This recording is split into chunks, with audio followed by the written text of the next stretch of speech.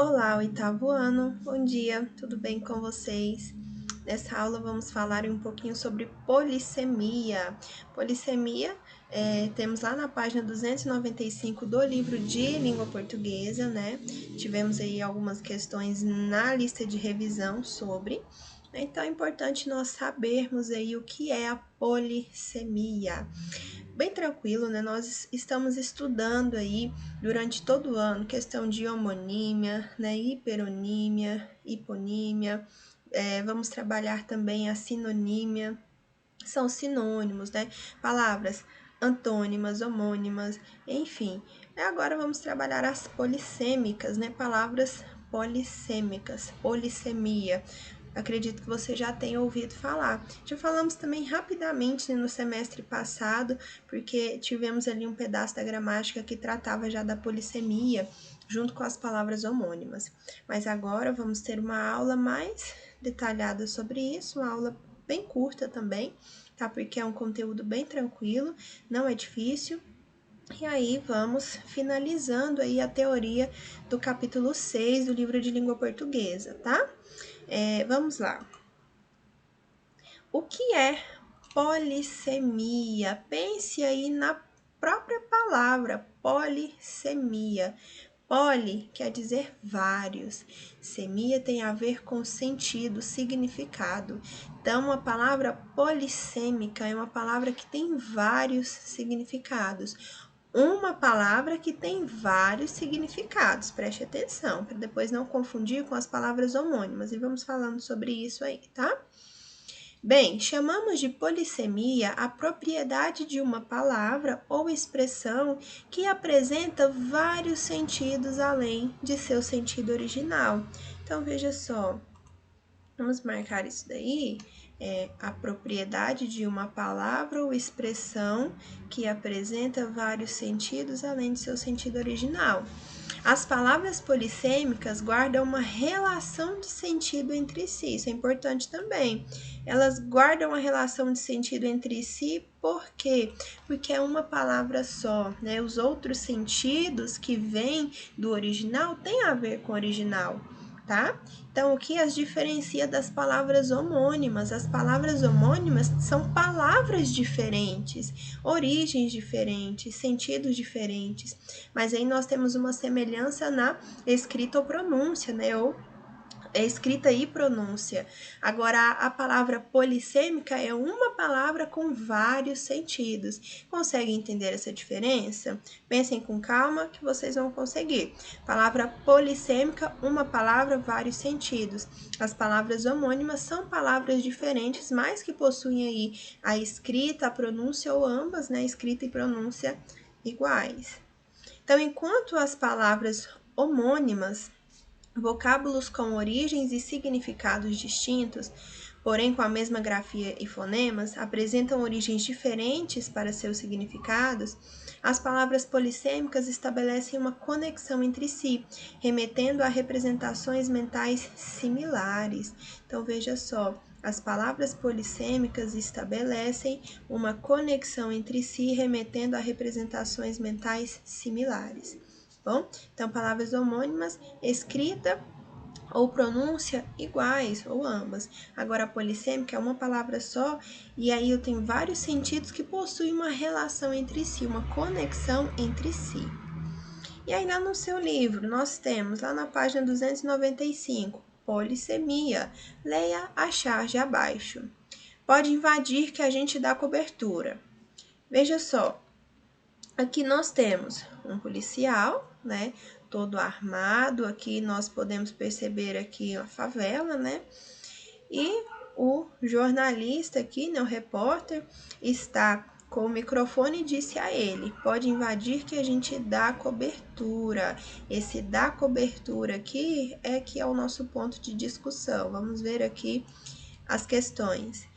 Você consegue perceber os dois sentidos que a expressão dar cobertura pode ter nessa charge? Então, o humor aí, né, o sentido da charge tem a ver com esse entendimento de que dar cobertura ali tem mais de um sentido. Veja só, no contexto policial aqui, esse dar cobertura seria o quê? proteger, né? O grupo de policiais, quando invade, né? Quando entra em algum lugar, eles dão cobertura. Eles estão protegendo os demais, né? Policiais ou policial que está ali à frente. Agora, dar cobertura no contexto jornalístico é o que? Cobrir o fato, né? Mostrar tudo que está acontecendo. Então, isso é dar cobertura já no âmbito jornalístico. Veja só, é uma expressão só, mas com dois sentidos aqui, dois significados diferentes.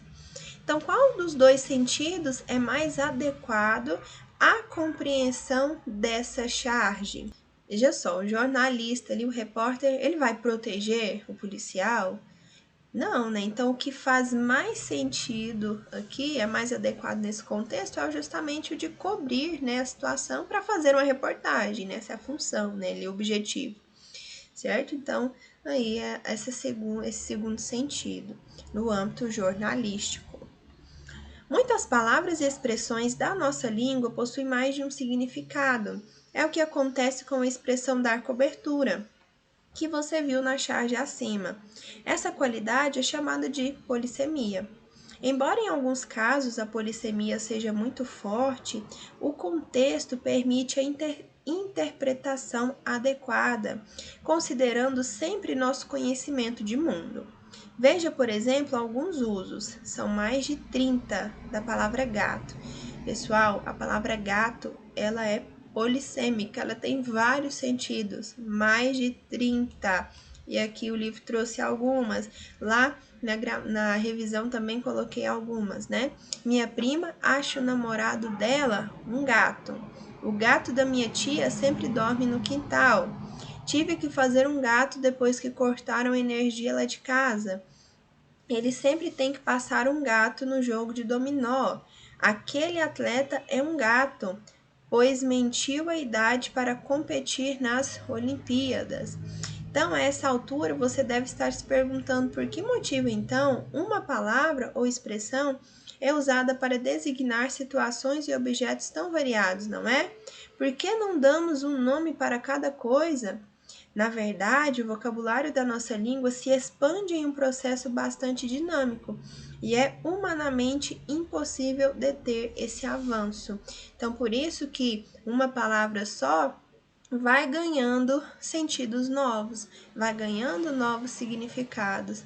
Pense, para cada situação, para cada acontecimento, para cada situação comunicativa nova, for surgindo novas palavras, né? É humanamente impossível aí, né?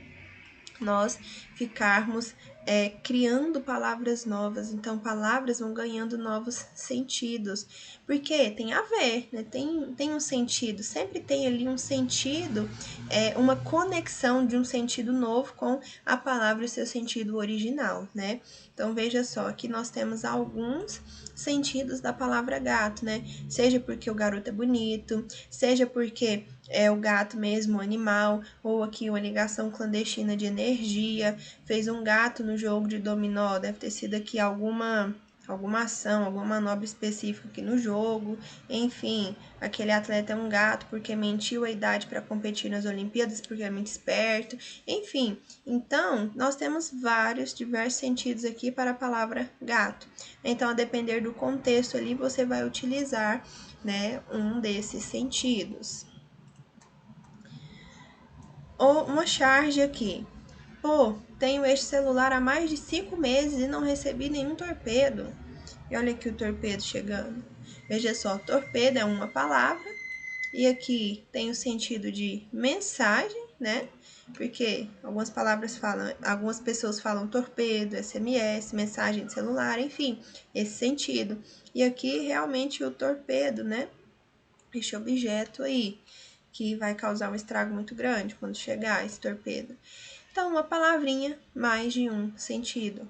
Palavras polissêmicas são aquelas que possuem diversos sentidos. Agora, dando continuidade aí, finalizando, lá na gramática. Nós vimos ali o último conteúdo presente no livro de língua portuguesa e agora vamos para o livro de gramática. Nós temos as atividades ali do capítulo 6 e nós tratamos lá de uso de algumas expressões, bem rapidamente, mas e mais, em vez de, ao invés de, e o uso dos porquês, tá bom? Então, eu peguei só o enunciado, nós não vamos corrigir a atividade, até porque não passei, mas só para nós relembrarmos e reforçarmos aí essas expressões, né? Os sentidos aí dessas expressões, o uso, o emprego delas, dessas palavras e expressões. Primeiro, emprego de mas e mais. Não é para confundir mais estas palavrinhas, tá bom? São diferentes, tá? Então, ó, no capítulo 2, na seção questões de escrita, vimos que homônimos são palavras que possuem a mesma pronúncia ou a mesma grafia, mas expressam significados diferentes, como mas e mais.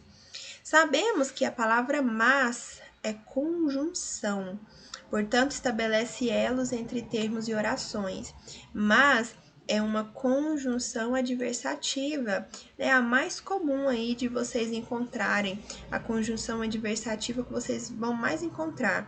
Então, mas é conjunção adversativa. Agora, o mais é advérbio de intensidade, né? É um advérbio, pois é invariável e atua modificando o sentido de adjetivos, verbos, advérbios ou enunciados. Com base nessas informações, aí tem as atividades lá, né?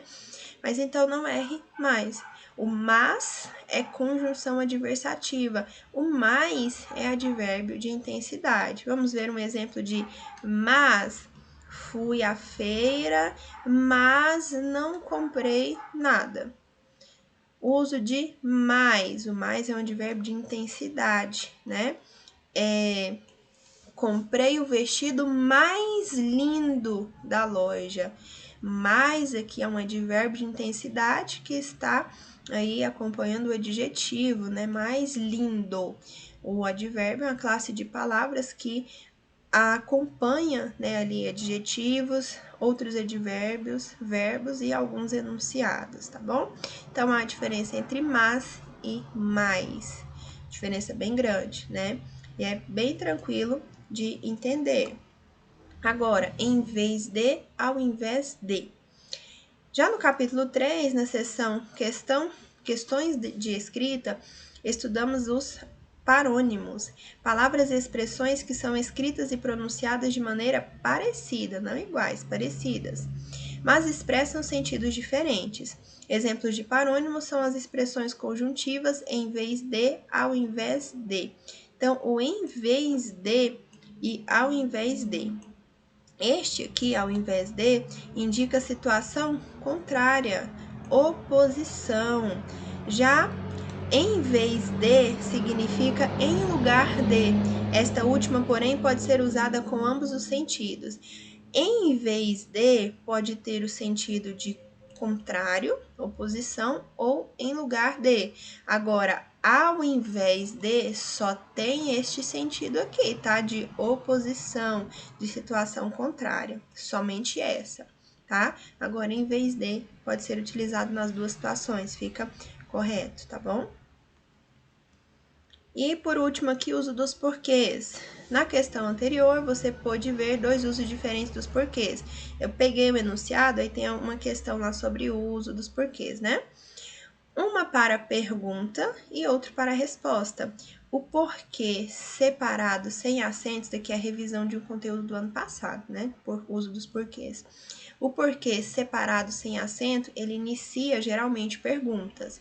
Agora, o que inicia as respostas é o porquê junto sem acento, porque ele é utilizado aí para iniciar explicações. No primeiro caso, temos a junção da preposição por com o pronome interrogativo que.